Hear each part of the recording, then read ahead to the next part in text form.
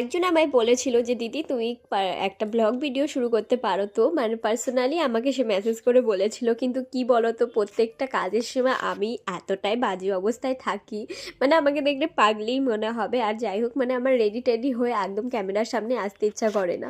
তাই যতটা পারি আমি কিন্তু এই কেকের মাধ্যমে তোমাদের সাথে প্রত্যেকটা গল্প শেয়ার করার চেষ্টা করি। আমি চাইলেই শুরু করতে পারি, কিন্তু আমার বাড়িতে স্পেস অনেকটাই কম, কারণ সবাই মিলে এক জায়গায় থাকি।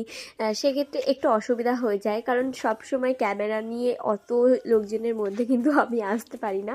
তো আমি চাই সবসময় যে কেকটাকেই আমি ফোকাস করতে। তো তোমরা যদি দেখতে চাও আমার ডেইলি ব্লগের ভিডিও, তাহলে অবশ্যই কিন্তু কমেন্ট করে জানিও, তাহলে আমি চেষ্টা করব, কারণ সেরকমভাবে তো কোনো দিন করা হয়নি।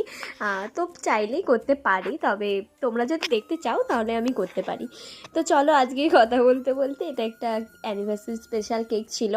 তো কাস্টমার আমায় কোনো রকমই কিছু বলে দেয়নি, আমি আমার মতোই জাস্ট করে দিয়েছিলাম। তো সিম্পলের ওপর এই কেকটা তোমাদের কেমন লাগলো আমাকে জানাতে ভুলো না। দেখা হবে পরের একটা ভিডিওতে, ততক্ষণে যেন ভালো থেকো, সুস্থ থেকো। হর হর মহাদেব, জয় শ্রীকৃষ্ণ, রাধে রাধে।